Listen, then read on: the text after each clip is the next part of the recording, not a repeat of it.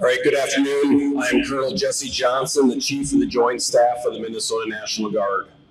I'm accompanied by the Installation Chaplain, Major Stephanie Christoffels.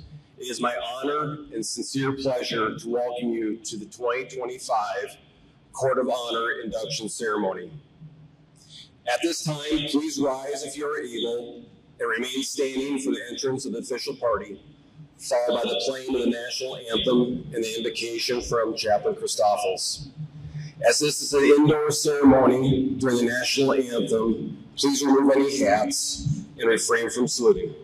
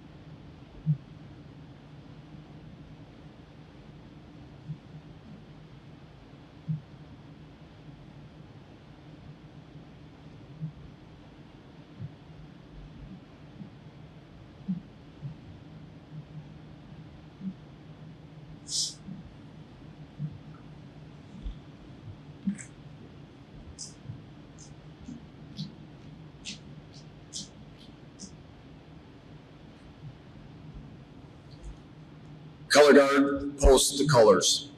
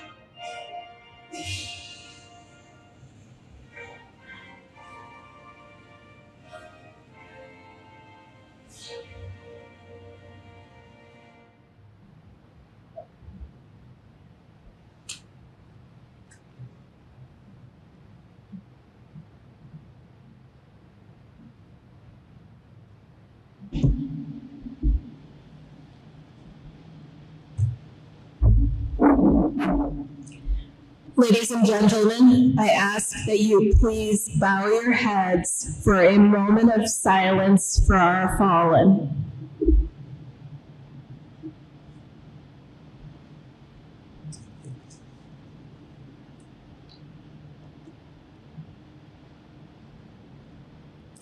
And let us pray. Lord God, we give you thanks for this day and all those who are honored. We thank you for the time they gave to serve this nation, the sacrifices they and their families made for the mission you called them to, and the leadership and mentorship they provided and continue to provide to so many. May today be a day of joy and a day of blessing as we recognize their accomplishments. We ask this in your name. Amen. Thank you, Chaplain. Please be seated.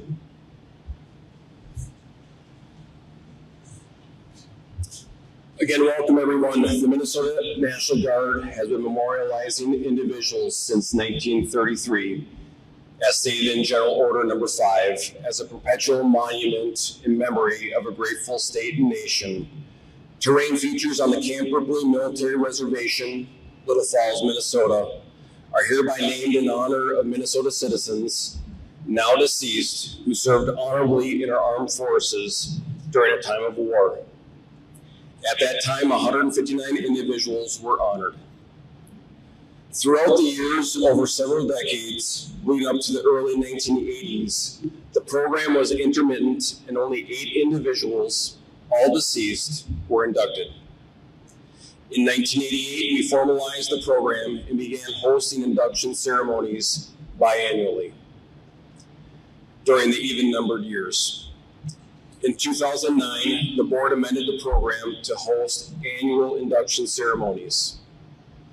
To date, 550 individuals have been honored with their names etched in the granite walls that line the Court of Honor at the Minnesota Military Museum on Camp Ripley. There are several distinguished individuals here today, and I'd be remiss if we didn't take a moment to recognize them. As I introduce the official party and board members, please stand. The Adjutant General of the State of Minnesota, Major General Sean Mankey. The Chairman of the Memorialization Board, Major General Retired Neil Lloydel. The Senior Enlisted Advisor Army, Command Sergeant Major Jason Rost. In addition to the official party, we are joined today by the Memorialization Board members, Major General Stephanie Horvath,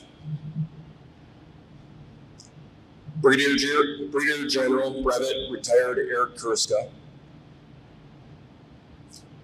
Colonel Troy Fink, CW5 Eric Hami, CW2 Son Ichibokam, Command Sergeant Major Retired Juan Escobar, Command Sergeant Major Ryan Hofstad, Mr. Tim Krauth, Command Sergeant Major Matt Erickson, and Board Recorder Kathy Raji. Thank you, and please know that we all appreciate all the time and work you dedicate to ensuring the important tradition of the Court of Honor continues.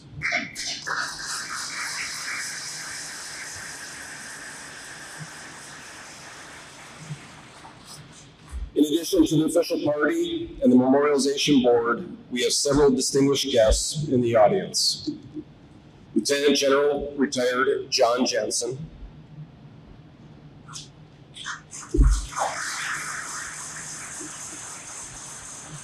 Major General Retired Sandy Best,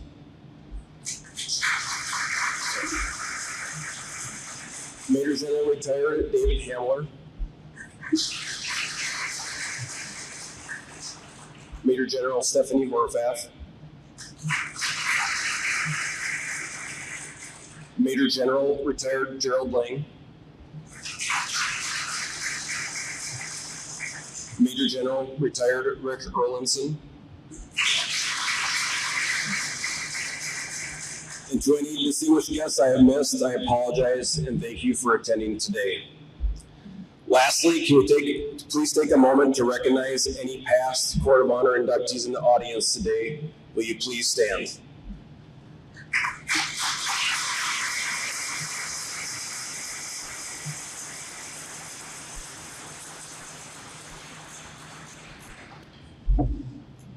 The Court of Honor, located at the Military Museum on Camp Ripley, provides a prestigious and visible area for the purpose of recognizing and remembering those individuals who have, through dedicated service to state and nation, attained uncommon prestige or performed as distinguished service over an extended period of time.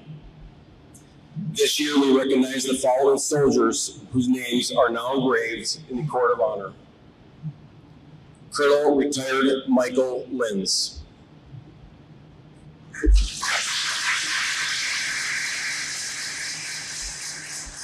Colonel retired Troy Soukup.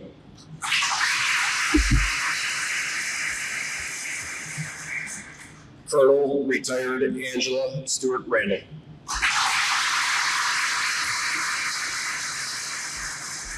Chief Warrant Officer 5 retired James Bankston. Chief Warrant Officer 3 retired Brian Morelli.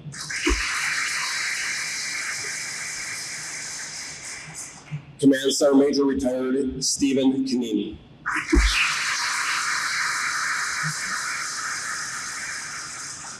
Command Sergeant Major retired Mitchell Hellkamp.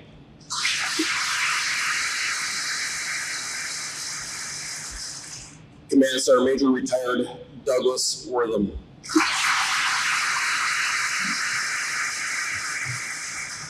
Sergeant Major retired Brent Henry.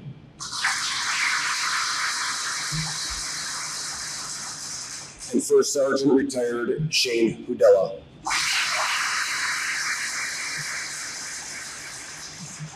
Please join the members of the Memorialization Board in honoring these selected distinguished soldiers and their families.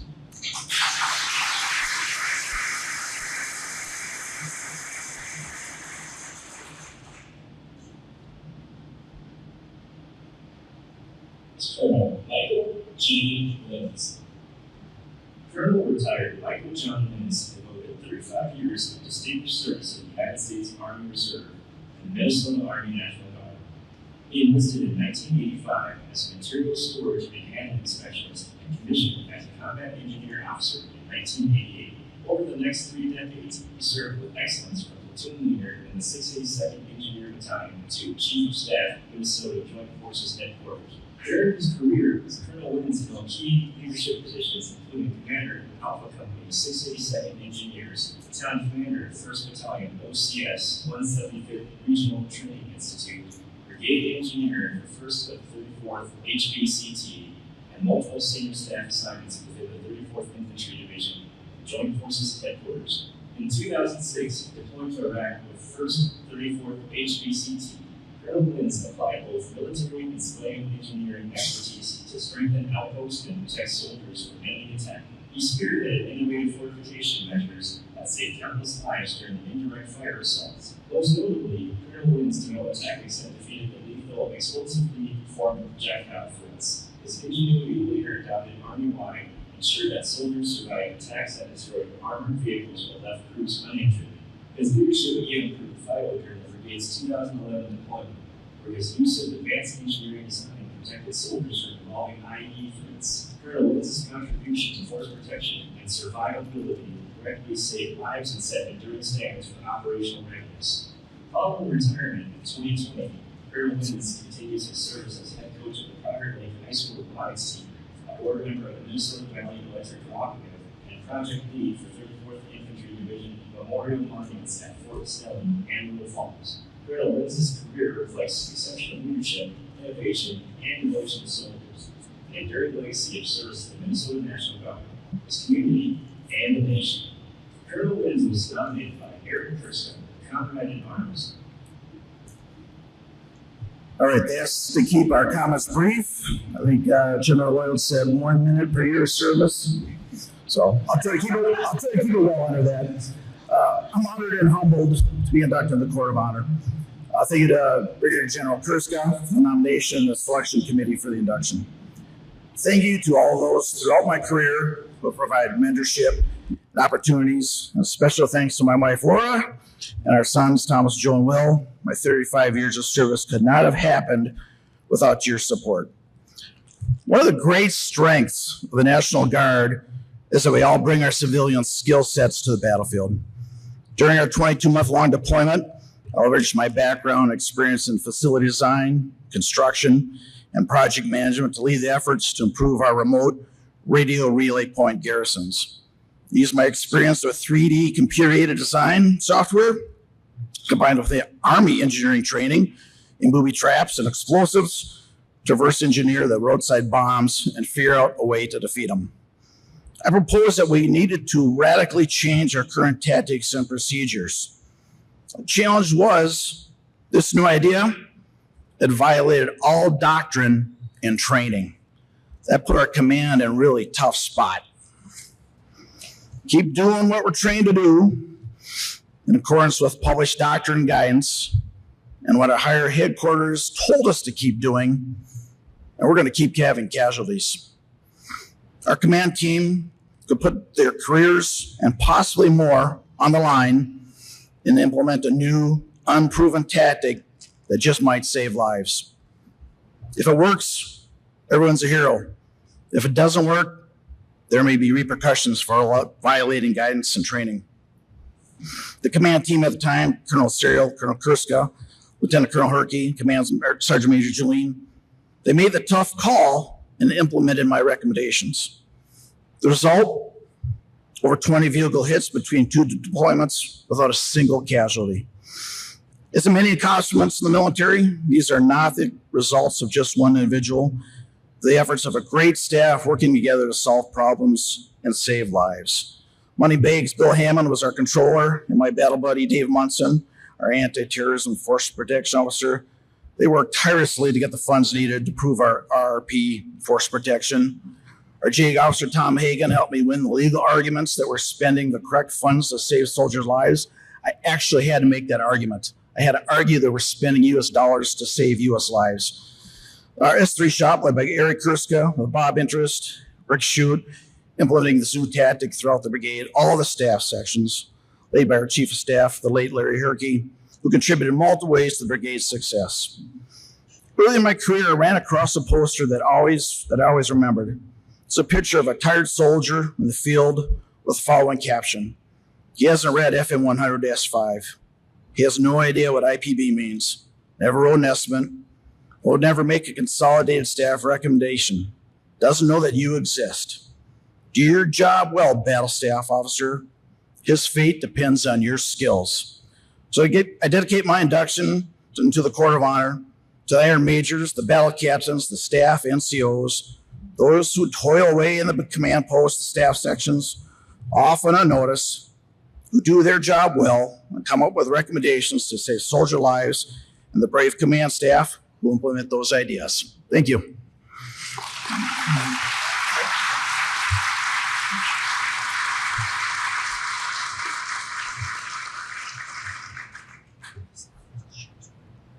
Honoree is Colonel Troy J. Soukup. Colonel Troy J. Soukup's 31-year career reflects unwavering service, battlefield leadership, and a legacy of dedication to soldiers and the community. His journey began in 1988 as an ROTC cadet in the simultaneous membership program with the 1st and 125th Field Artillery, commissioning as a second lieutenant in June 1990. He served on active duty with the 25th Infantry Division in Hawaii before returning to Minnesota to continue a career of distinction in the National Guard. Colonel Soukup's service spanned battalion, brigade, division, and state-level commands. Notable assignments include Commander of Charlie Battery, 1st of the 125th Field Artillery, Battalion Commander, 1st of the 125th Field Artillery, Brigade Commander, 84th Troop Command, Division Chief of Fighters, 34th Infantry Division, and Director of Intelligence and Security, Joint Forces Headquarters, Minnesota. He deployed multiple times, including 22 months in Iraq during Operation Iraqi Freedom, where he earned the Bronze Star Medal and Combat Action Badge, and as a battalion commander in Kuwait, where he led both his battalion and Camp Patriot operations in support of Operation New Dawn and Enduring Freedom. As Brigade Commander, Colonel Soukup also commanded the state's Seaburn Enhanced Response Force Package, leading Vigilant Guard 15 and overseeing key deployments to CENTCOM, EUCOM, and SOUTHCOM. His leadership directly improved combat readiness, civil support, and global partnership missions. His awards include the Legion of Merit, 2 Bronze Star Medals, 2 Meritorious Service Medals, and the Legion Order of St. Barbara. Beyond the uniform, Colonel Soukup served his community as coach of Maple Grove Youth Football, lacrosse, and hockey, mentored and volunteered with Habitat for Humanity and veteran organizations such as the Go for Gunners chapter of the Field Artillery Association and Habitat for Humanity volunteered in support of Hurricane Katrina recovery in New Orleans, Louisiana. Colonel Soukup's career exemplifies selfless service, operational excellence, and a lifelong commitment to soldiers, mission, and community. His induction into the Court of Honor is a fitting tribute to a leader whose impact will endure. Colonel Soukup was nominated by Robert W. Pinterest, peer and friend.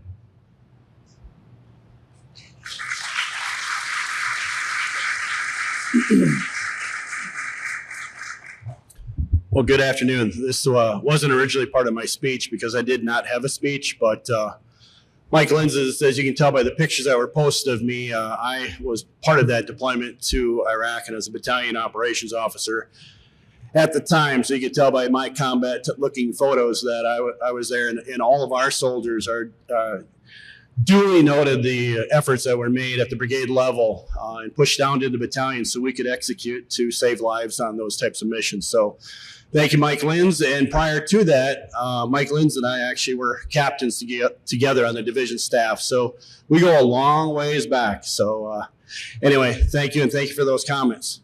Now I'll go on to my Chat GPT comments. I just really wanted to begin overall thanking the Minnesota National Guard and thanking the Minnesota National Guard for the last 31 years of my service. It's given me the opportunity to lead and do something that's a lot bigger than myself. It's really a profound honor at this time, you know, a few years after retirement, to be inducted into the Court of Honor. So thank you very much for this recognition and for allowing me to be this part of this renewed and proud tradition.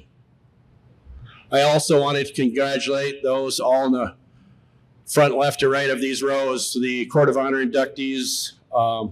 You represent what service is about to this organization and to this nation. I see a lot of friendly faces and faces that we've gone through a lot of different things on those types of deployments.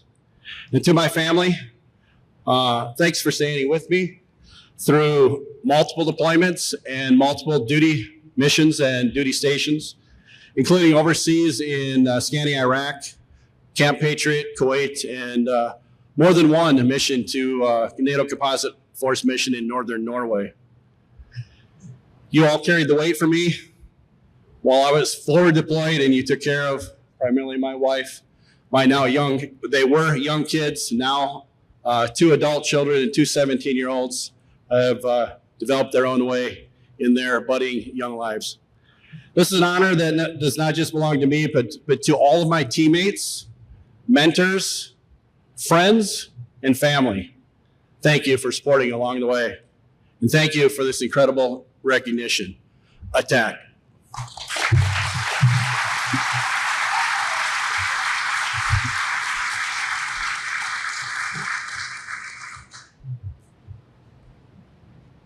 Is Colonel Angela M. Steward-Randle.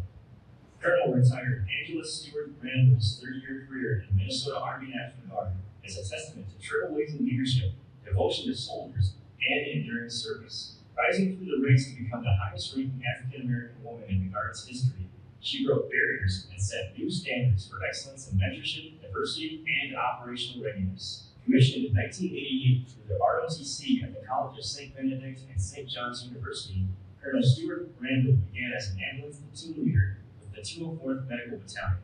She went on to serve with distinction in critical roles, including commander of the 134th Forward Support Battalion, Inspector General of the 34th Infantry Division, Director of Human Resources and Personnel at JFHQ, Deputy State Surgeon, and Brigade Executive Officer of the 347th Regional Support Group. Her overseas deployments to Kosovo and Iraq showcase her innovation and resolve. In Iraq, she created an interactive sexual assault prevention program adopted across commands. As Inspector General, she resolved more than 110 complex soldier cases, strengthening accountability and trust. Colonel Steward-Randle pioneered the Guard's first formal mentorship program, fostering pathways for soldiers of all backgrounds, and was instrumental in advancing diversity, suicide prevention, and medical readiness initiatives. Her guidance helped shape future leaders, including a protege who became a brigadier general. Her distinguished awards include the Legion of Merit, Bronze Star Medal, multiple meritorious service medals, and both Iraq and Kosovo campaign medals.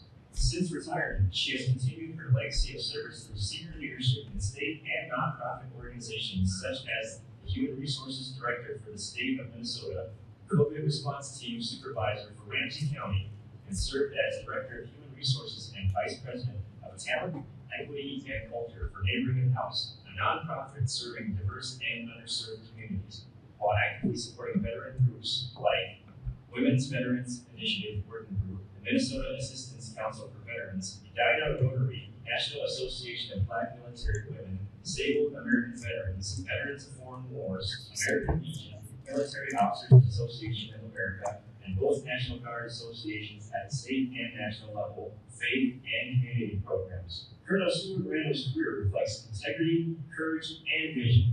Her induction into the Court of Honor is a fitting tribute to a leader whose legacy will inspire generations to come.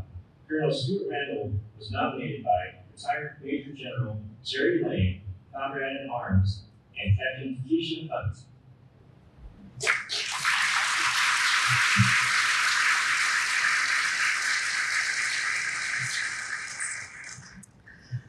Well, I was provided some guidance on this, but from a mentor, and today I was told that I don't need to continue with that guidance. So, thank you, sir.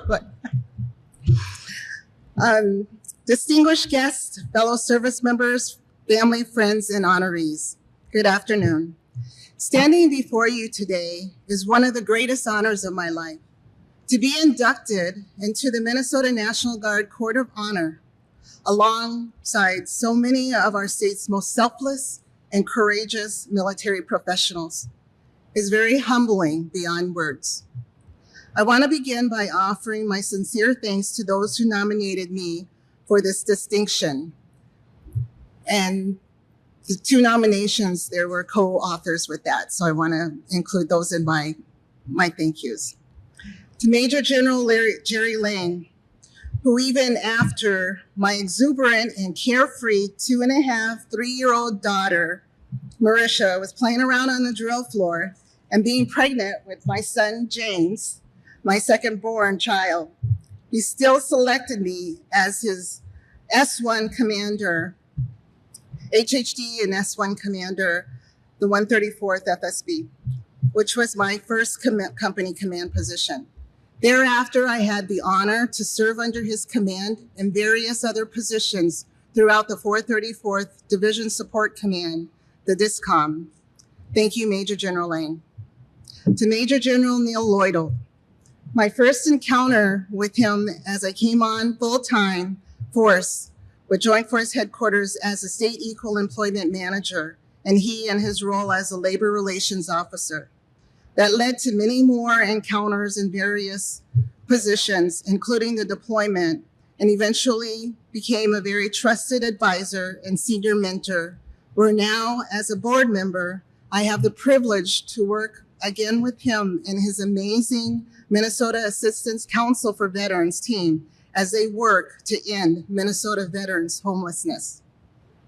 To Captain Keisha Hunt, so proud and honored to be able to witness firsthand after she completed back-to-back deployments with the 34th Red Bull Infantry Division and the 834th Aviation Support Battalion, her taking command of the 147th Human Resources Company, and one of the positions that I had as far as overseeing when I was in the 347th RSG Command.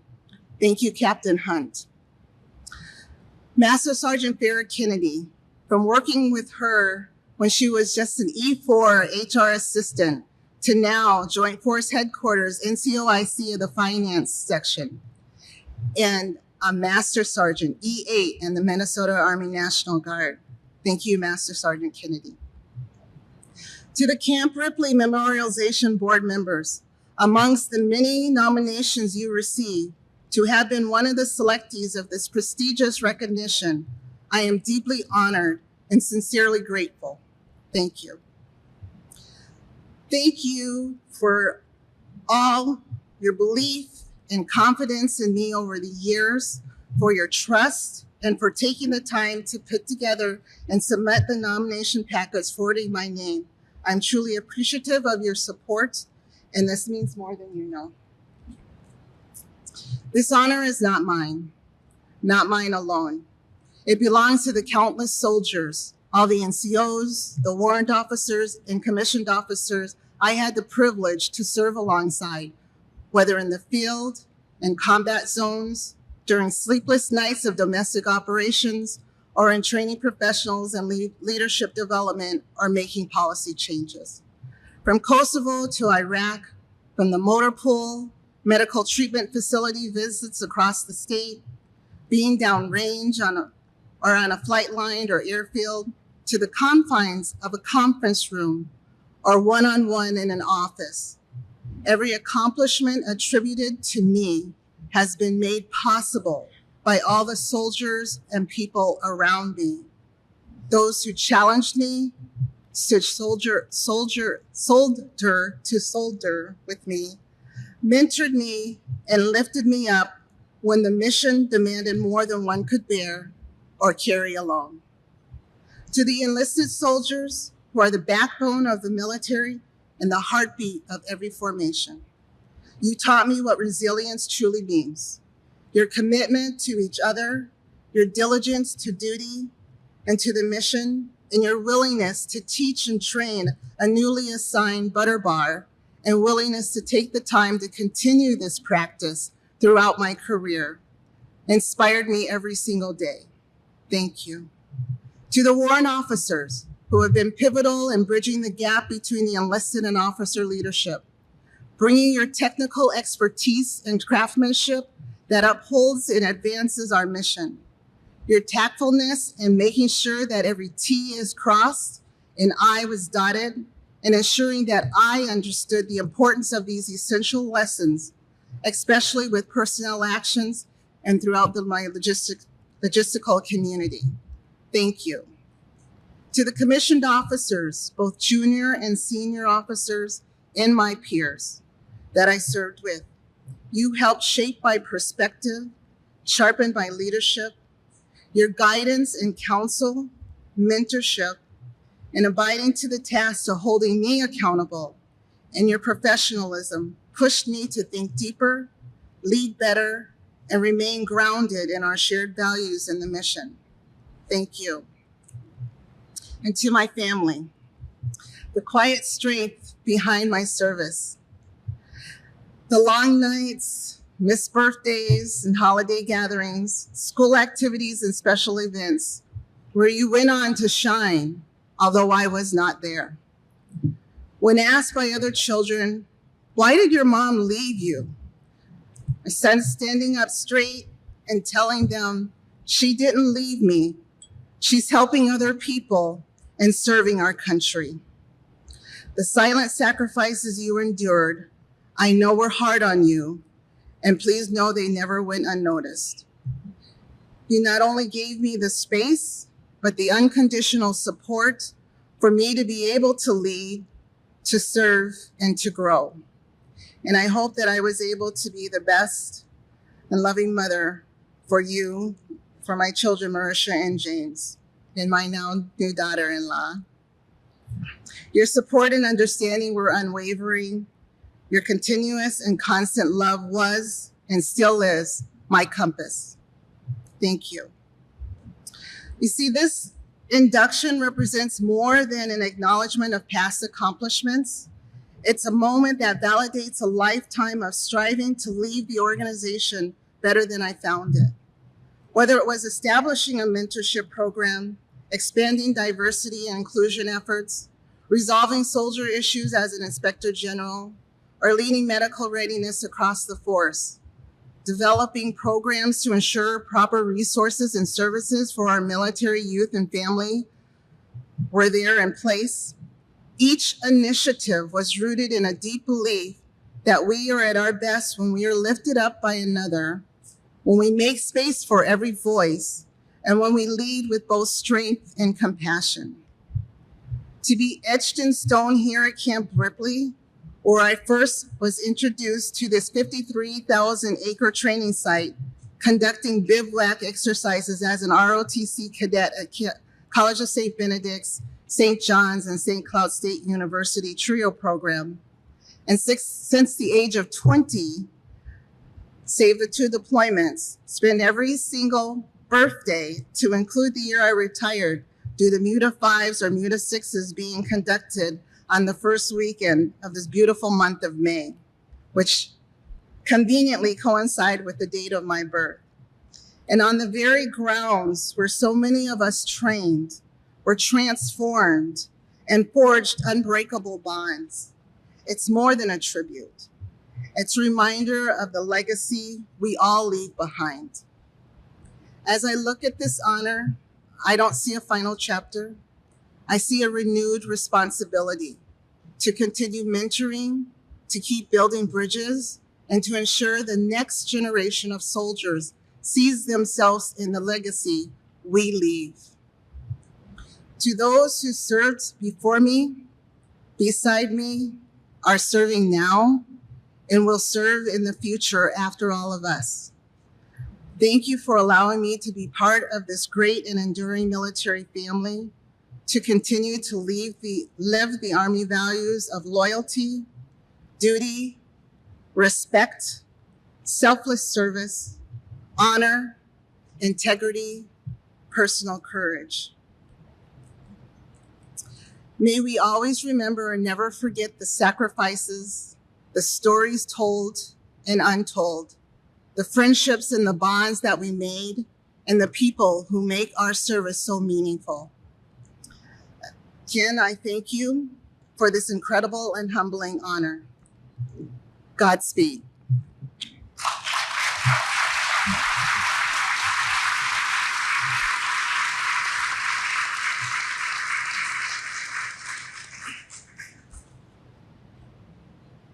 Honoree is Chief Warrant Officer 5, James D. Bankston.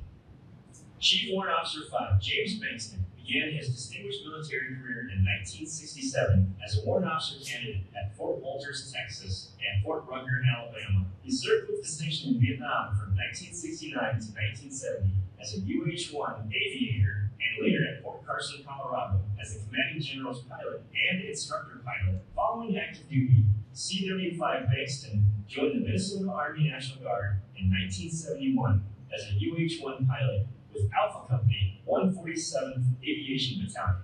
He balanced his military service with a career as a police officer for the city of Fridley before serving full-time as a UH-1 instructor pilot for the Minnesota Army National Guard. Throughout his 33 years of service, 28 of them in the Minnesota Army National Guard, CW-5 Bankston held every key warrant officer aviation staff position at the company, battalion, and brigade levels. His roles included aviation safety officer, standardization instructor pilot, instrument examiner, and aircrew coordination instructor. In 1992, he became the first warrant officer in the Minnesota Army National Guard, promoted to Chief Warrant Officer 5. CW-5 Bankston accumulated 8,338 accident-free flight hours, including 4,138 as an instructor pilot and 1,155 hours in combat. He was qualified at rotary wing aircraft OH-13, UH-1, OH-58, and AH-1, and fixed wing aircraft T-42, U-8, and U-21. His leadership, integrity, and innovation set enduring benchmarks for Army aviation readiness, safety, and training. In retirement, CW-5 Bankston remains active in service. He is a life member and board director of the Upper Midwest chapter of Vietnam Helicopter Pilots Association, volunteers with hospice care and community food show, and has served with the Boy Scouts of America.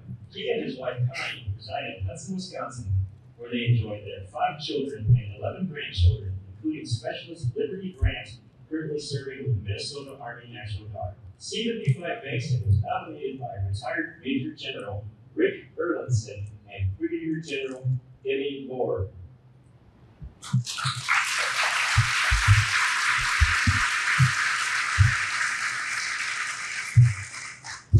Thank you very much. I appreciate that.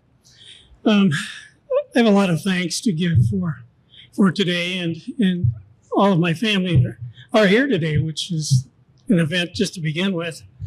And through the 57 years that we've been married, there's been a lot of occasions. Thank you. A lot of occasions when I was in the National Guard that I was always away doing training or elsewhere during the times that activities were happening at home. So thank you for carrying on. Thank you for holding the fort down, Connie. 58 years ago, I found myself as a 19-year-old standing in a Army recruiter's office, highly encouraged by the draft board to make a decision.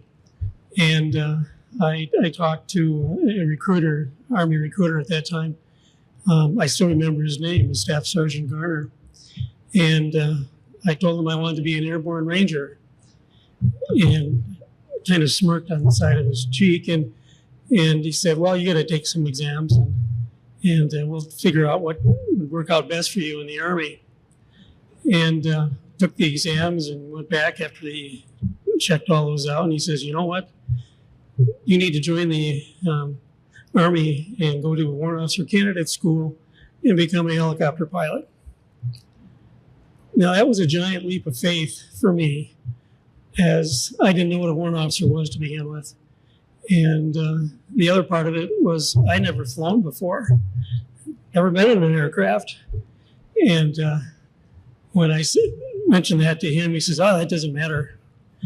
Take these books home and study them and you'll be just fine.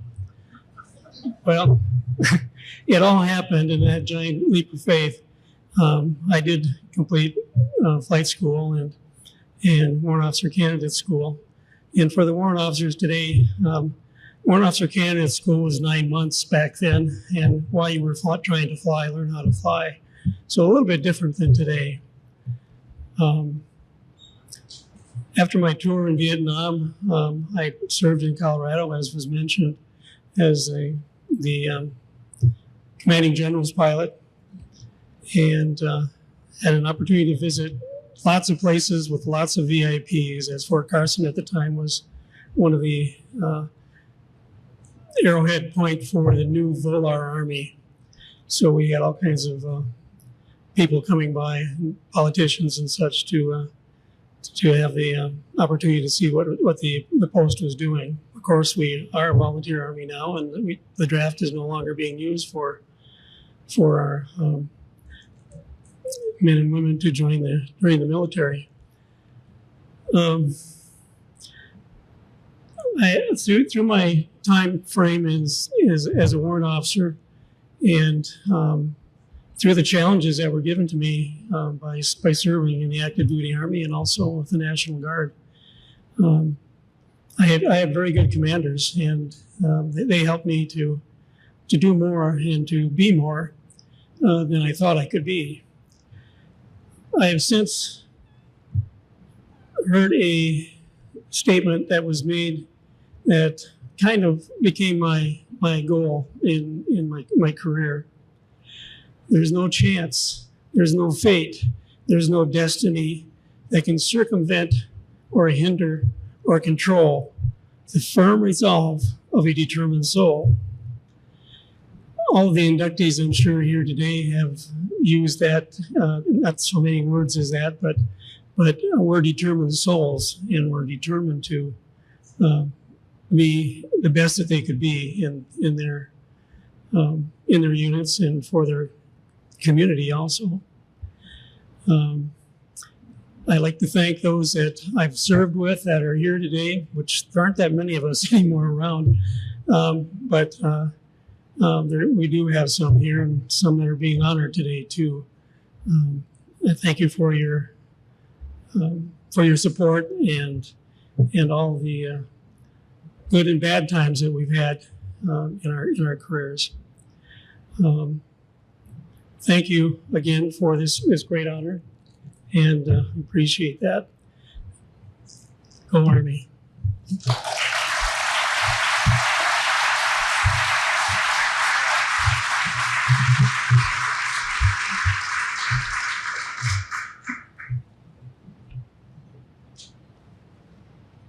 This honoree is Chief Warrant Officer 3, Brian P. Morelli. Chief Warrant Officer 3, Brian Morelli, faithfully served over 30 years in the Minnesota Army National Guard, culminating in a distinguished career defined by technical expertise, innovation, and selfless service. Enlisting in 1990 as a field artillery firefinder radar operator, he began his career with ETAB 151 Field Artillery in Brooklyn Park.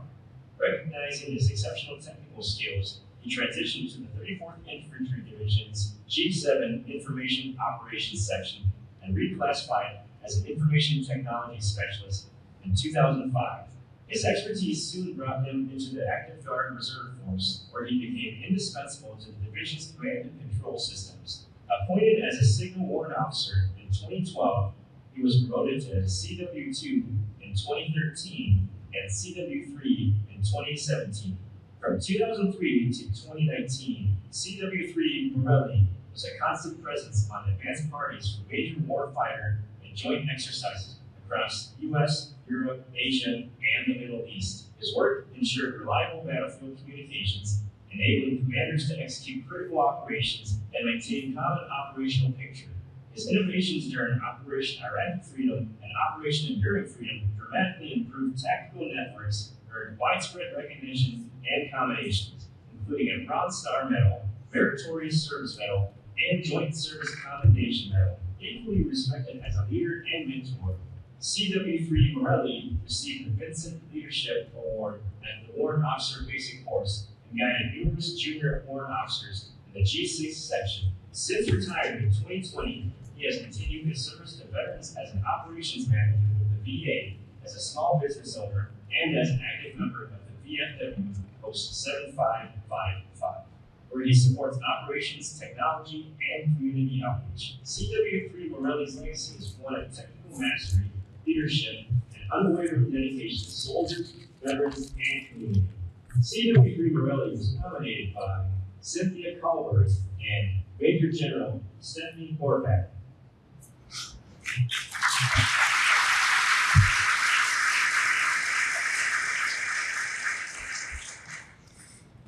Good afternoon, everyone, and thank you for being here. First, I want to thank Major General Stephanie Horvath and Command Sergeant Major Retired Cynthia Kullberg for nominating me for the Court of Honor. It's truly a privilege. And it's truly an honor to be here today, especially with my family and guests for this special occasion. When I received the call about being inducted into the Court of Honors, I started looking into the past honorees, who the past honorees were, and the list of today's honorees.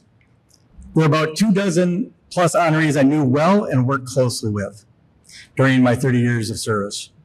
All of them, in one way or another, have had a positive impact on my career and my success. In one way or another, have had a positive impact on my career and my success, which I attribute to being here today, because it's not about me, it's about the organization and the people I work with.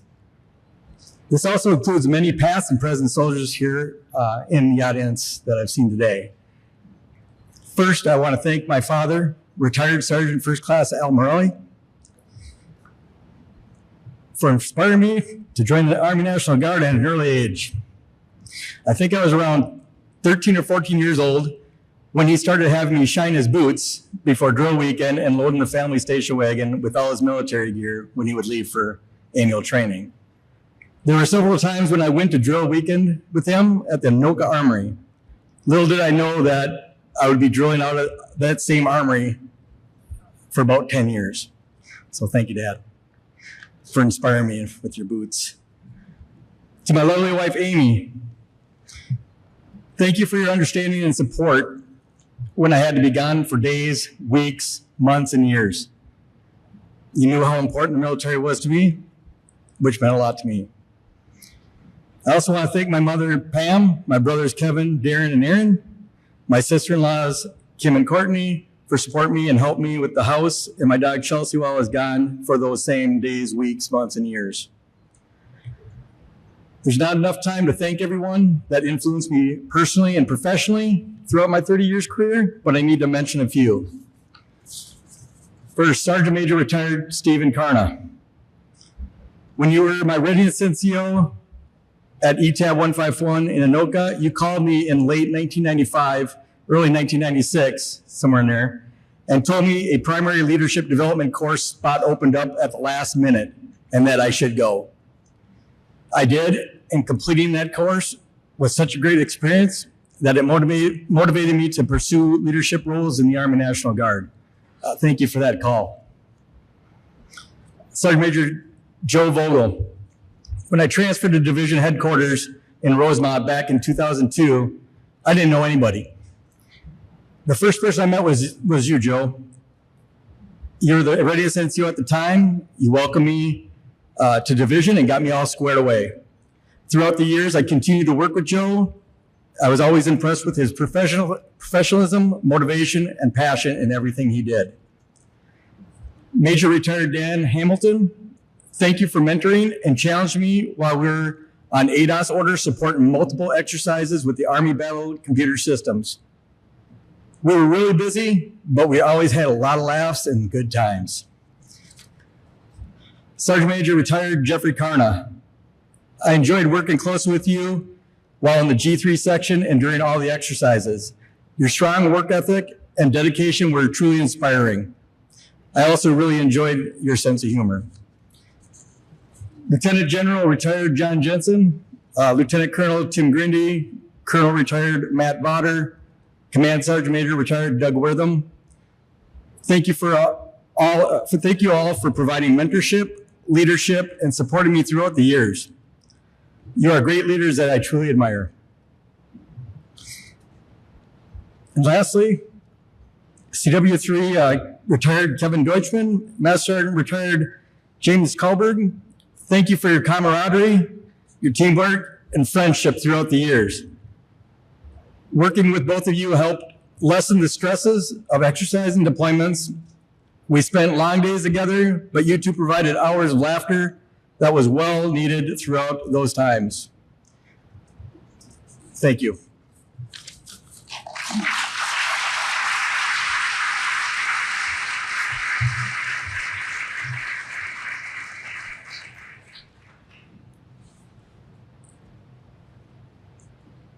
Next honoree is Command Sergeant Major Stephen D. Cunnien. Command Sergeant Major Stephen D. Cunnien dedicated more than 3 decades of exemplary service to the United States Army and the Minnesota Army National Guard. He began his career back on June 17, 1986, enlisted as an attack helicopter repairman and serving with distinction at Fort Hood, Texas, and later with the 3rd Squadron, 6th Cavalry Regiment. Following his honorable discharge from active duty in 1989, he joined the Minnesota Army National Guard in 1990, beginning a remarkable 27-year career of leadership and service. Through his tenure, CSM Cunnien held key leadership roles at every echelon. He deployed to Iraq in 2007 through 2008 with the 2-147th Assault Helicopter Battalion, where his operational oversight was instrumental in executing the largest air assault mission to date and ensuring the safe return of every soldier. From 2011 to 2012, as Senior Logistics Operations Sergeant Major with the 347th Regional Support Group, his leadership elevated readiness and propelled the unit to the top ranking in the state. As Minnesota Army National Guard G/J3 Operations Sergeant Major from 2014 to 2017, he oversaw operational support for 10,000 personnel, executing a $70 million budget at a 99% rate while achieving national recognition and readiness and resource management. Concurrently, as Command Sergeant Major of the 34th Combat Aviation Brigade, he led 1,800 soldiers to the #1 readiness ranking among 8 National Guard brigades nationwide. His awards include the Legion of Merit, Bronze Star, Meritorious Service Medal, Army Commendation Medal, Army Achievement Medal, and the Honorable Order of St. Michael. Beyond his military career, CSM Cunnien has remained committed to community service through scouting, disaster relief, veteran support programs, and church outreach. A devoted family man, outdoorsman, and mentor, his leadership and legacy will endure across the force and his community for generations to come. CSM Cunnien is accompanied by retired Colonel Greg Fingal, former supervisor and commander.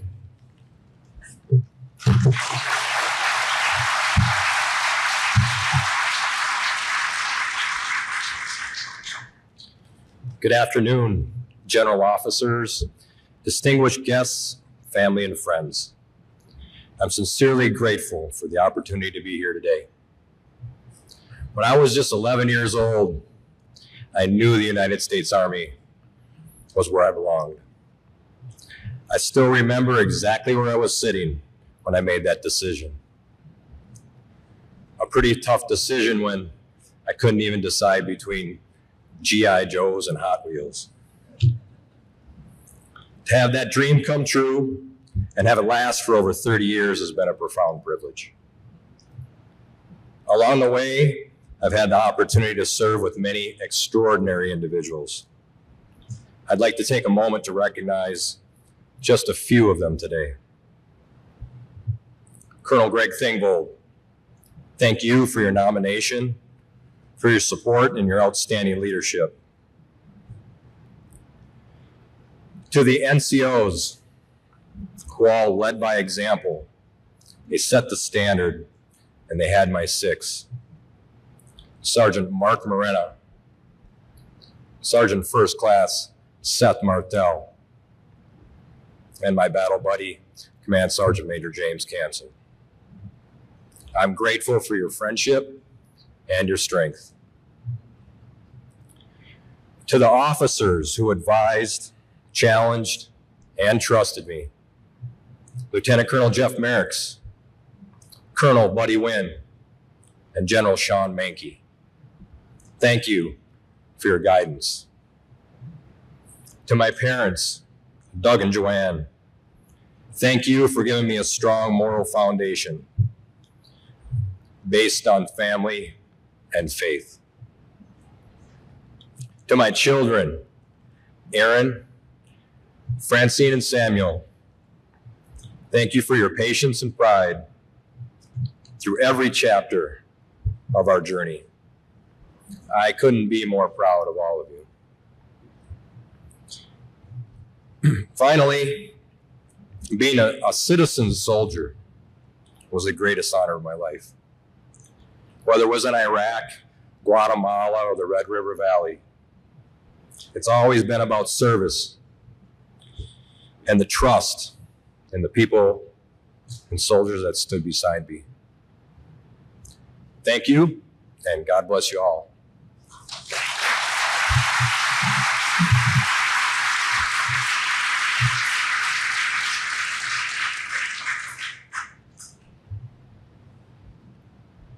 Honoree is Command Sergeant Major Mitchell G. Hellkamp.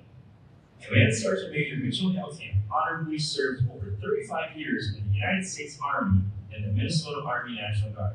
He began his career in 1987 as an infantryman in the United States Army Reserve before joining the Minnesota Army National Guard in 1988, where he was assigned to the 2 to 136th Infantry Battalion. Rising through every leadership position in the Scout Platoon, he distinguished himself during the state active duty response to the 1997 and 2001 Red River floods, and later as a platoon sergeant during the 2003-2004 deployment to Bosnia in support of Operation Joint Forge.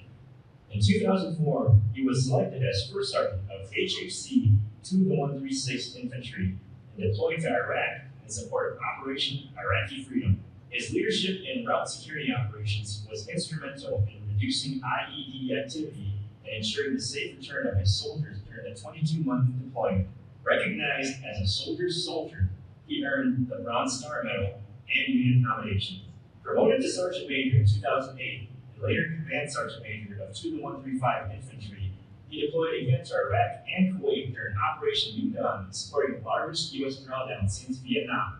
His subsequent assignments include Battalion CSM of 2 to 136th Infantry and Brigade CSM of 34th Expeditionary Combat Aviation Brigade, culminating in a 2019-2020 deployment across 5 countries in support of Operation Inherent Resolve.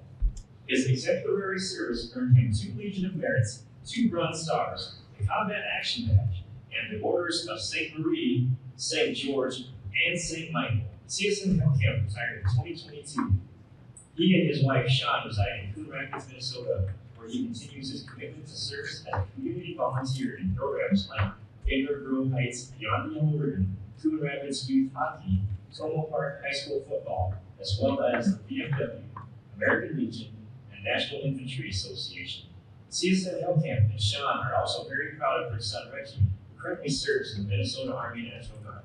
CSM Hellkamp was nominated by retired CSM Julie and retired Colonel Chad Sackett.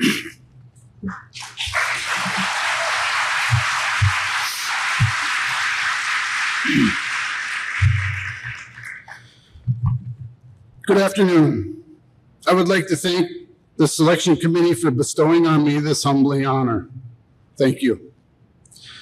This induction is a huge honor for me, not because I'm here, because of what it has helped me recall over my 35-year career. And that is all the people that supported me by showing me the right way through my career. I would like to thank and recognize my mother, Kay Hellkamp, for giving me the push 38 years ago. It was her idea that I joined. I know there was times, Mom, that you regretted your decision, but I never regretted mine.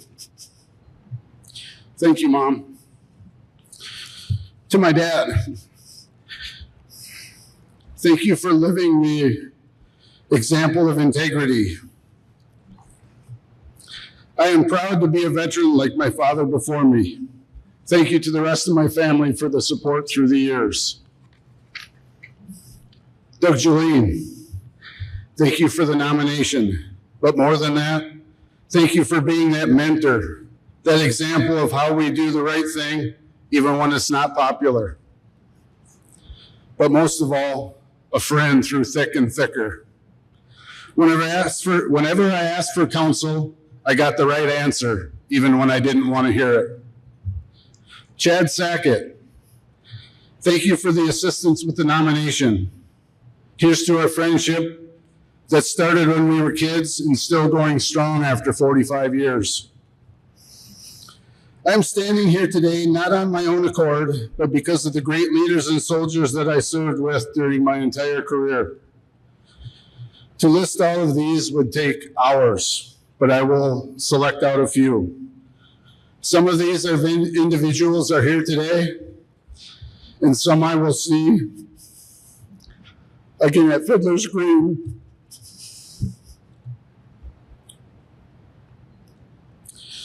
There's always a few names that come to mind when a challenge presents itself.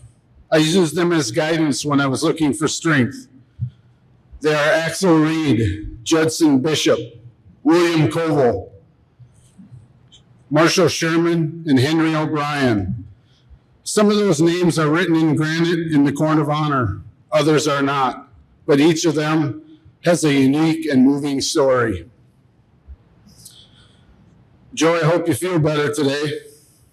The military is a team of teams. This honor is more about the teams I was on than about me. I was on some very good teams. The Scout Platoon was the first team that I was part of when I joined the Guard. Great soldiers and leaders made up the platoon in those days. The veterans shared their knowledge and guided us through some tough times. I spent 17 years on that team.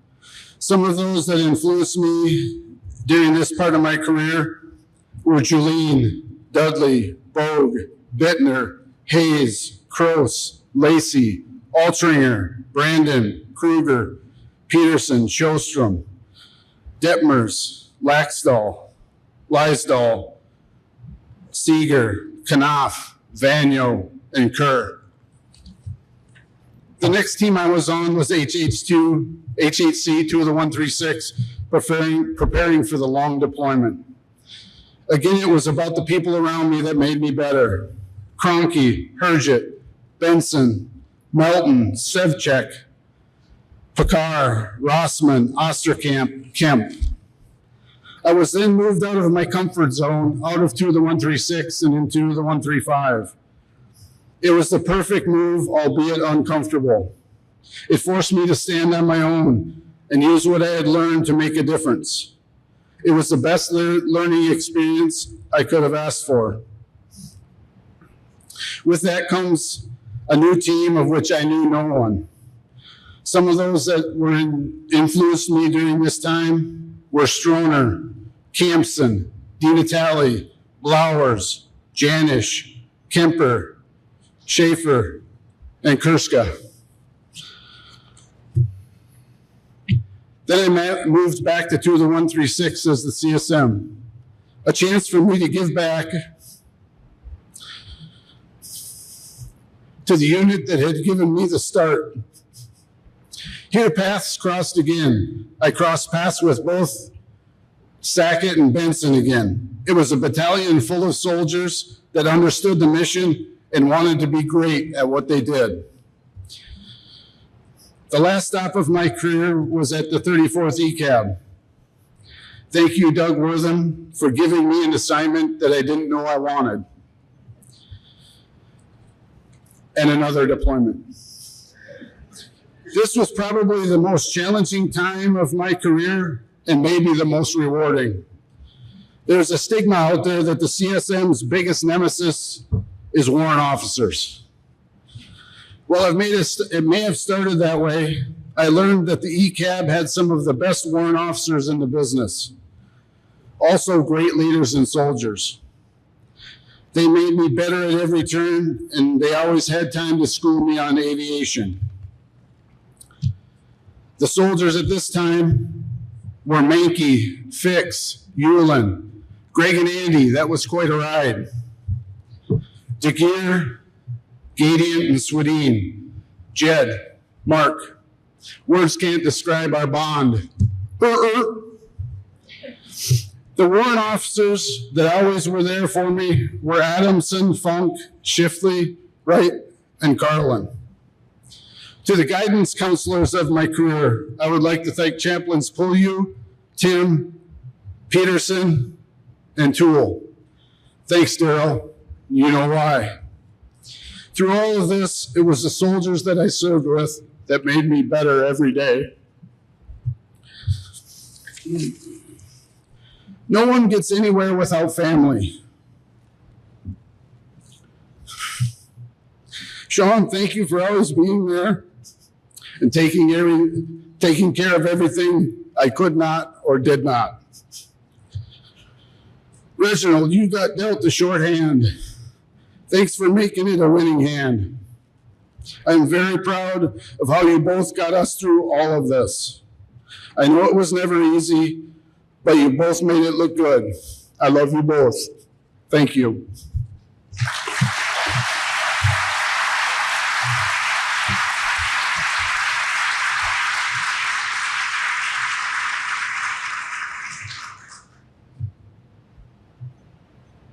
Is Command Sergeant Major Douglas J. Wortham.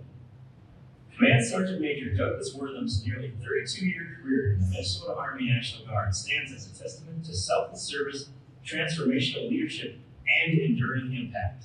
Enlisting in 1987 as a military policeman, he quickly proved himself through dedication and competence, deploying with 257 Military Police Company in support of Operation Desert Shield, Desert Storm.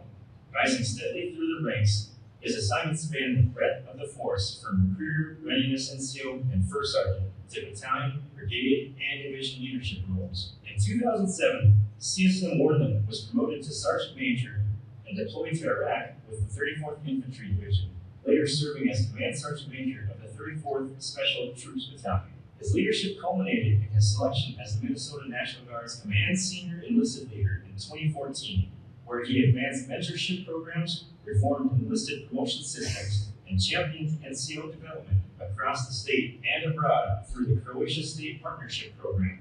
His awards, including the Legion of Merit, Bronze Star Medal, and Minnesota Distinguished Service Medal, reflect a lifetime of excellence. Following military retirement in 2019, CSM Wortham continued to serve his community and fellow veterans as the voice of Minnesota Military Radio, a leader within the Think Great Foundation, and Deputy Director of Veterans Benefits for the Minnesota Department of Veteran Affairs. He has tirelessly advocated for soldiers, veterans, and their families.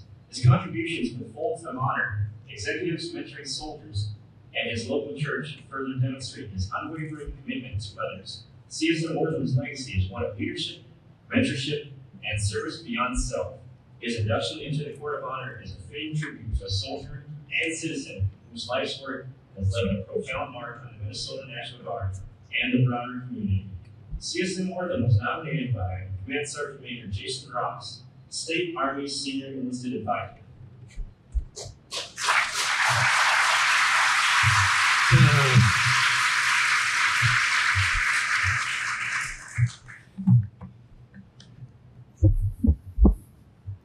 Good afternoon. I'm deeply humbled and honored to be inducted into the Minnesota National Guard Court of Honor. To be recognized in this way by an organization and a team of people I respect so much is truly one of the greatest privileges of my life. You know, they say the Minnesota National Guard is built on tradition.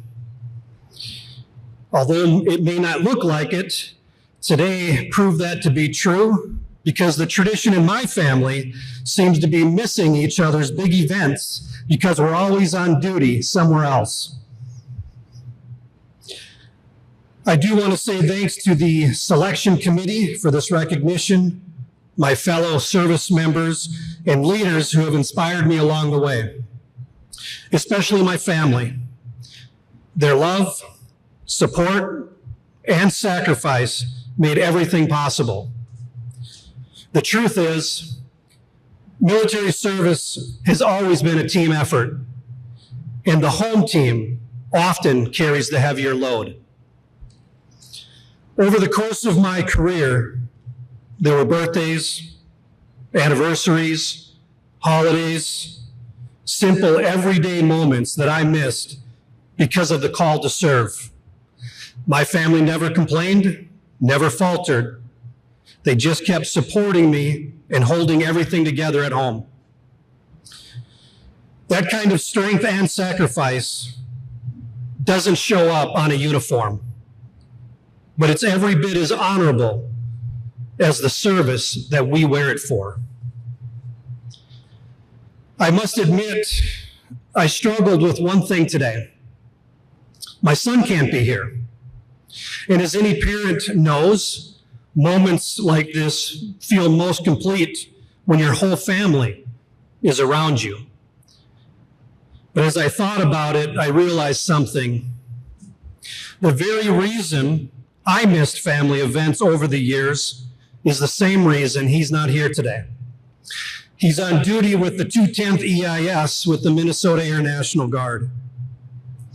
His absence is a reminder of what service really costs, not just for those of us in uniform, but our families who share in the sacrifice.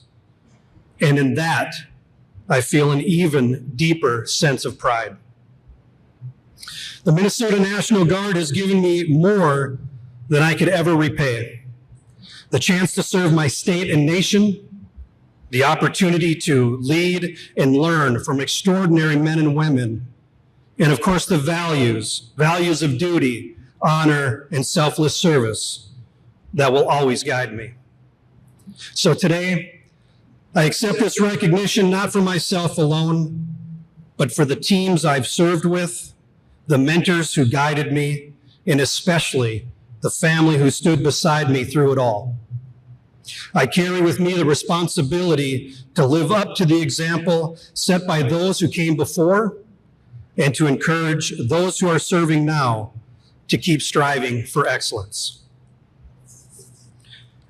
My greatest honor isn't this induction. It's seeing my son continue the tradition of service, proving that our family sacrifice has meaning beyond one career. And who knows, maybe one day my son will get an induction ceremony of his own, and I'll return the favor by missing it because I'm on duty somewhere. Thank you for this incredible honor. Thank you for allowing me the privilege of serving with the finest men and women, the finest families in our state and in our nation.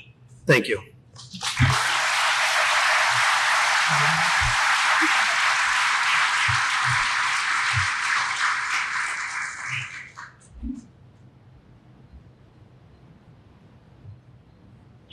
A Sergeant Major Brent A. Henry.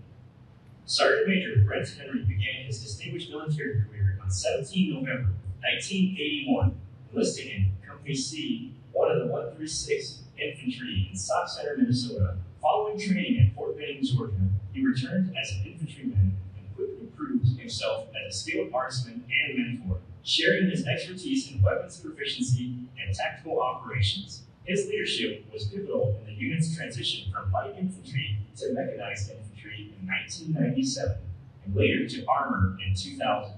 In 2002, Sergeant Major Henry entered the AGR program, serving as Readiness NCO and Tank Master Gunner for Company C, one of the 194 Armor. His technical mastery and dedication to training produced generations of master gunners and combat-ready crews across the state. His mentorship and long-term training programs continue to impact soldiers today. Deployed to Iraq from 2005 to 2007 as a platoon sergeant, he distinguished himself by adapting tactics to counter improvised explosive devices, directly saving lives and ensuring mission success. Later, as a battalion and brigade master gunner, he pioneered gunnery standards, created pre-master gunner training, and oversaw hundreds of successful qualifications without safety incidents. Throughout his career, Sergeant Major Henry held key leadership positions, including Operations Sergeant, First Sergeant, and Operations NCOIC, shaping unit readiness and mentoring both soldiers and full-time staff.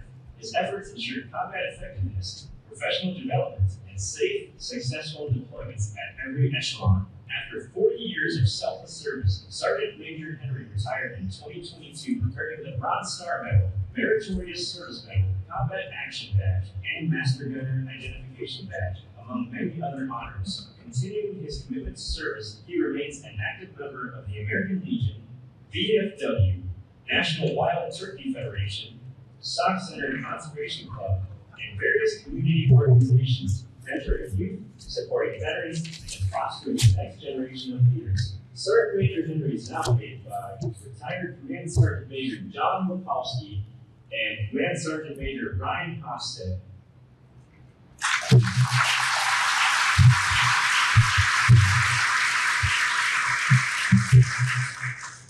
Good afternoon. So I've been out about 3.5 years, and I keep having this recurring dream that I'm up here at Camp Ripley. I'm in uniform. Soldiers in my dream ask me what I'm doing up here. They tell me, you know you're not getting paid, right? And it's like, that's all right. I don't care. And about that time, I usually wake up in a cold sweat, and it's like, what was that all about? All right. I spent a lot of time here, spent a lot of time in the Guard, and I wouldn't trade it for a minute. Thank you to the Memorialization Board for approving my nomination. It's a real honor. Thank you to CSM Ryan Hofstad, CSM retired John Lipowski, General Kurska for the collaborative effort in submitting my application. Thank you. There are a few other people that made this happen. First off, to my wife, Lisa, who I met shortly after I started full-time. She was always there for me. As hard as it is on soldiers deploying, the emotional toll on spouses while their soldiers are deployed is tremendous. Thank you, my dear, for all your support and always being there for me. I'd like to thank my dad, Lorman, the old wolfhound who instilled the work ethic that carried me through my career. Love you, Dad. This isn't in my speech, but while I was home from deployment on leave, I had a conversation with my mother. She passed a few years ago. And during that conversation, she told me that she prayed for me every day while we were deployed. But she said she wasn't worried because I had the common sense of my dad that carried me through the deployment. To my brothers, sisters, friends, and neighbors who were there for Lisa when I was deployed or at training to help out, thank you. I had two great first sergeants to guide me and mentor me in my career, the late CSM Bob Linsman and First Sergeant Jim Rademacher. I'd like to think that I modeled my leadership style after you. It's been a pleasure serving with you. To Master Sergeants Keith Tennis and Scott Kowski, who showed me the ropes when I started full-time.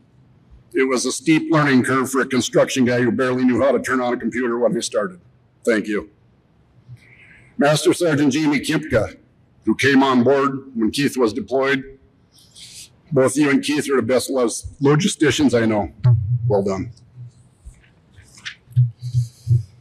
When I was the first sergeant in Grand Rapids, I had the best full-time staff anyone could ask for. Sergeant First Class Brian Wrighton, Staff Sergeant Jason Mersel, Staff Sergeant Alex Lund, and later Staff Sergeant Fletcher Jan. You guys made my life easy. Thanks again. So I was really lucky. I have two families. My family at home and my guard family. The guys I trained with and hung around with in the old Charlie Company Leader Bay. Bill Berg, Chad Rademacher, Guy Paddock, the late Pat Tennis, and Danny Benark. We worked hard, but we had a lot of fun. I'll cherish the memories. To my fellow platoon sergeants while on deployment, Mike Poppin, Jimmy LeClug, Craig Campson. Together, guys, we brought everybody home alive.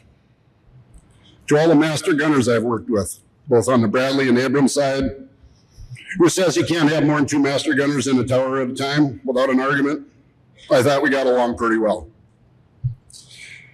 To the guy who fixed our stuff and made us look good, CSM Tim Flav. Without your maintenance support, both here at Camp Ripley and while deployed, we'd have been dead in the water without you. To all my winter ops, snow buddies, Jim Shar, Tim DeLovely, Kenny Schmitz, Neil Seeger, the stories get better every time they're told. And thank you to all the battalion, brigade, full-time staffs, OICs, NCOICs who I had the pleasure of working with over the years. Way too many to count. Along with all the battalion commanders, CSMs, and battalion staff I've worked with over the years. Thank you. And thanks to the guy who got me hooked on Diet Dew. He would show up at a meeting with a notebook and a 12-pack of Dew. CSM Ryan Hofstad, who always pushed me to learn new systems and take on new tasks. You made me a more rounded NCOIC. Thank you. Finally, to the guy who's been my best friend since 6th grade, hunting buddy, a peer, a mentor, a fellow soldier and a leader, retired 34th Infantry Division, CSM John Lepowski. Couldn't have done it without you, bud. All right. Thank you. Have a great afternoon.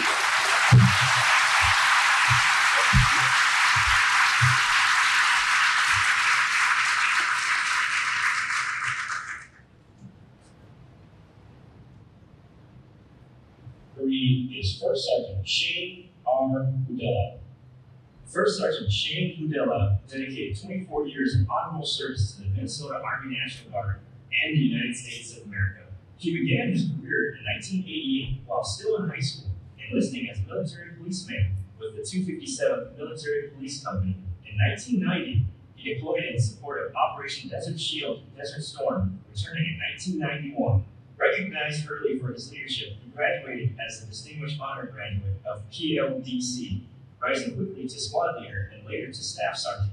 In 1996, Shane transitioned to the field artillery as a cannon crew member with F Battery 1-151 Field Artillery. His outstanding leadership earned promotion to Sergeant First Class in 1998 and First Sergeant of HHB Evarty in 2004. In 2005, he brought his skills to the Recruiting and Retention Battalion, excelling as a recruiter and later as Team NCOIC, consistently surpassing mission goals and mentoring future soldiers. He culminated his career as First Sergeant with Charlie Company 834th Aviation Support Battalion, retiring in 2012.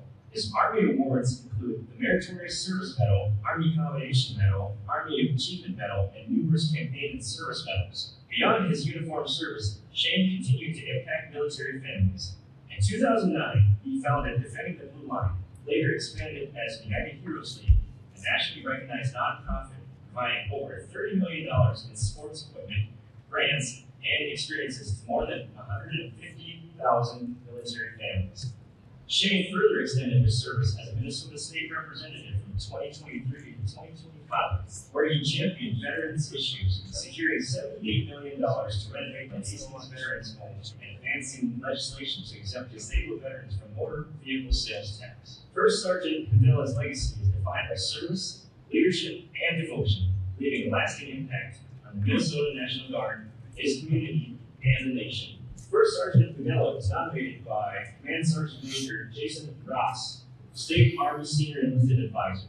First Sergeant Hudella was nominated by Command Sergeant Major Jason Ross, State Army Senior Enlisted Advisor. Thank you so much and good afternoon. Before I begin my remarks, I need to share a quick moment of panic and clarify something.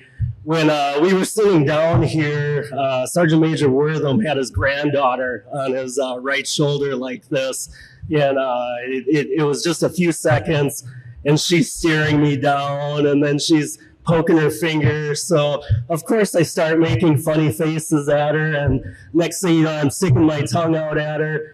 And then I look, and I think the tag's staring right at me. I'm like, geez, I hope he sees the baby up there. So it was the baby, General.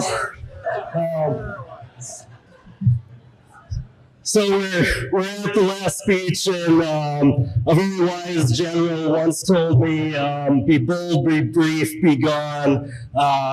And by the way, when you're last, your comments have been taken like 10 times over. So I revised them for like the first 5 speakers and just threw it out after that. But incredible honor, and wanted to start it off like many of you have, and just thank the biggest reason that we're able to come and do this, and say thank you to my beautiful wife, Jessica, and I've got a few of my boys here, and just my extended family. They're the ones that give us the power to put on the uniform and go serve, and they were the catalyst that led me to start a nonprofit. Just when you're in the military and you have a family, you know how tough it is on them when you have to go away. The military does a tremendous job of training us as soldiers and airmen to fight, survive, and win on the battlefield. But there is a lot of training for that family, and missing those key moments and being scared about mom or dad if they're gone. So thank you again to my family. Want to thank, obviously, the state CSM for the nomination. It's been an interesting experience for me today, and I hope everyone in here can appreciate the time capsule of greatness and leadership in this building right now, all the way back for me to my very early days with Colonel Sackett and Sergeant Major Wortham and the 257th MP Company, and after deployment, fast forward to my first battery commander in the field artillery, Captain Lloydelt, moving on to, I'm an E8 in Devarty with Captain Soukup at the time. And these are all people that impacted my life. And then you go back to AGR, and there's Sergeant Major Wortham again, and other great leaders like them, Lieutenant Colonel John Jensen at 2 of the 135, my first unit that I was attached into on the AGR side.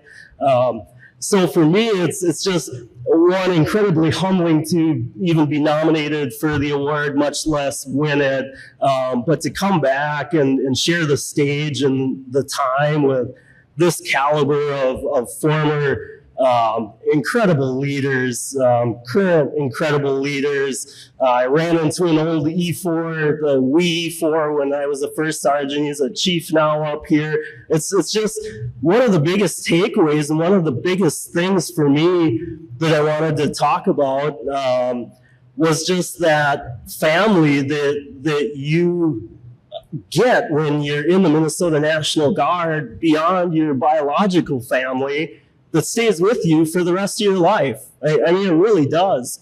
I have the pleasure now. I had some success with the United Heroes League.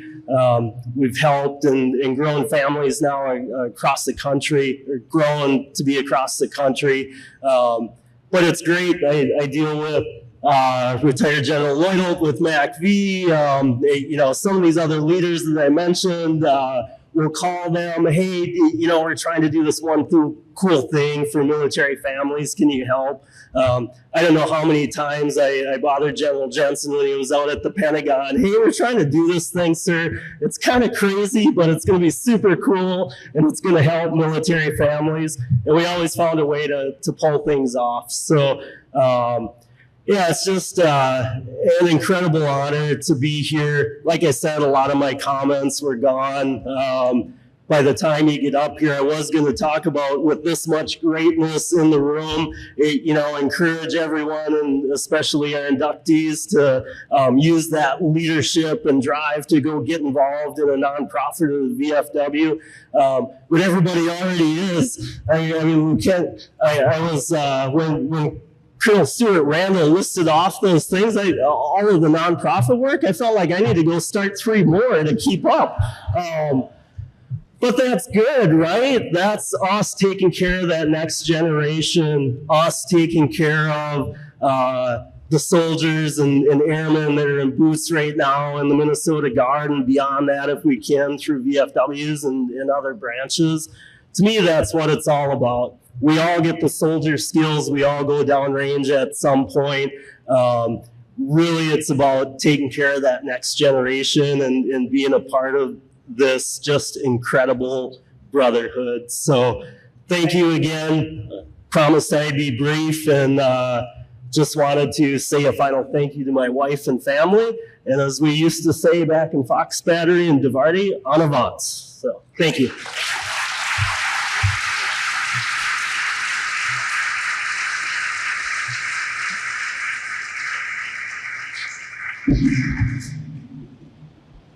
Congratulations again to all of this year's honorees and families. Let's give them a round of applause.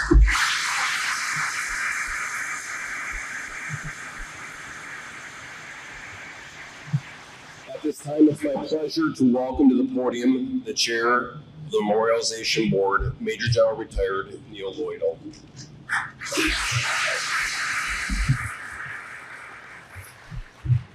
Well, this isn't in my prepared remarks, but I'd like to thank Mike Linz for authorizing 1 minute of speech for every year of service. So, seriously, I'd like to recognize and thank those individuals that played significant roles in making this event happen.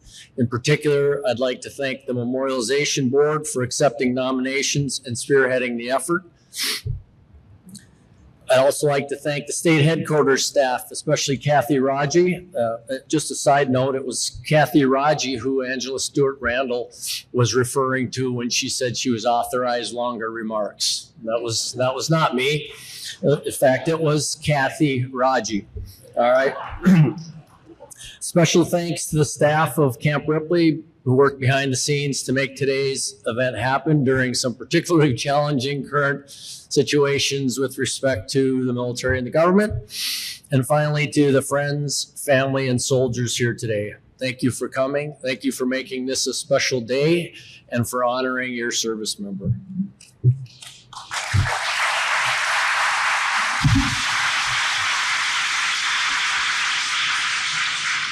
Thank you, General Lloydell. Ladies and gentlemen, please rise for the benediction and remain standing for the exit of the official party.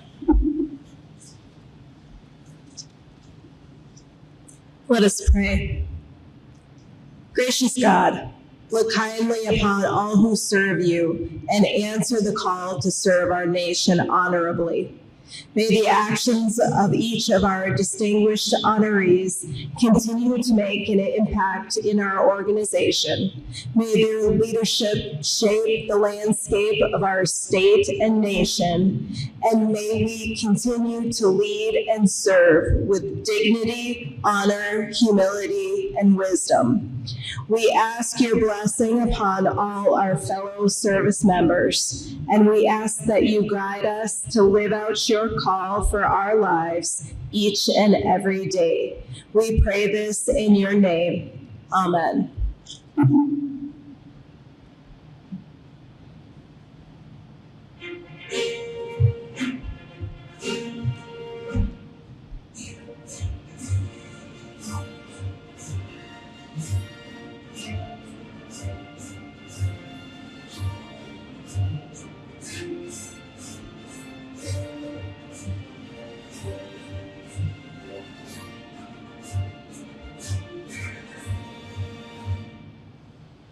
Ladies and gentlemen, this concludes the portion of the Memorialization Board. Please join us at the museum for the unveiling ceremony of this year's honorees in the Court of Honor.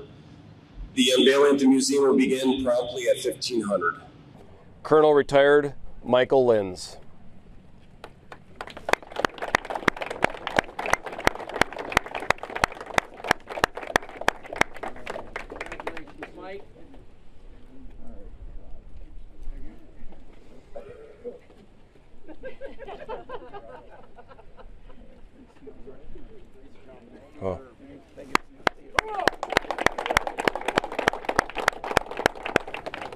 retired Troy Soukup.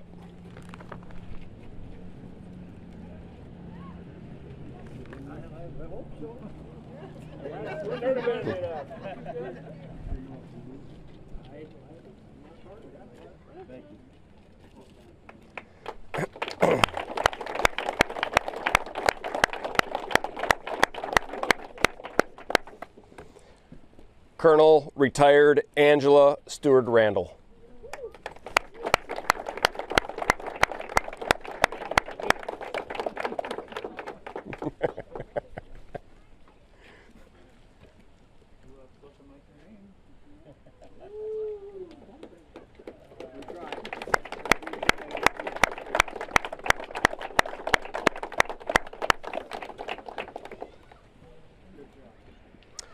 Chief Warrant Officer 5, retired James Bankston.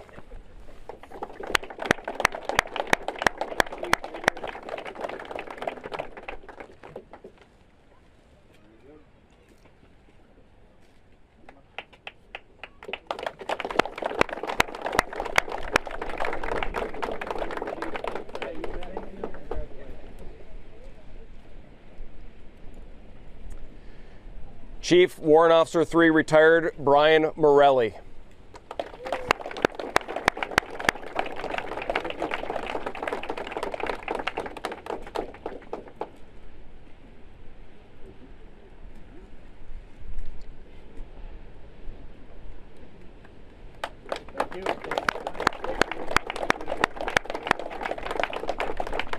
Command Sergeant Major, retired Steve Cunnien.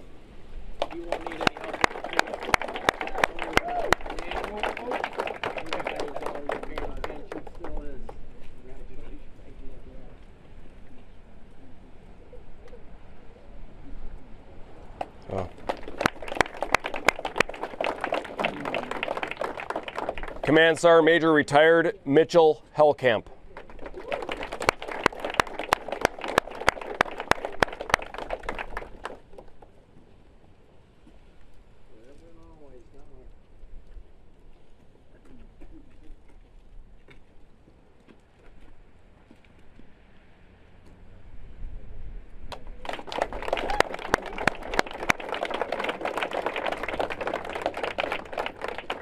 Command Sergeant Major, retired Douglas Wortham.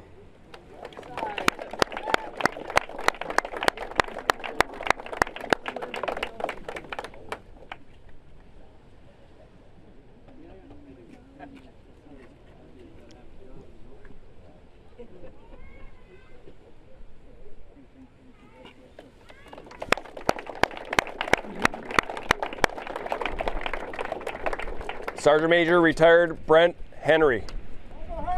Oh.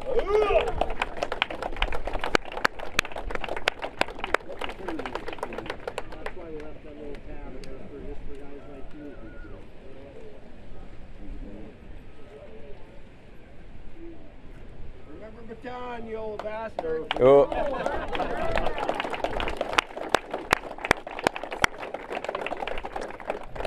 First Sergeant, retired Shane Hudella.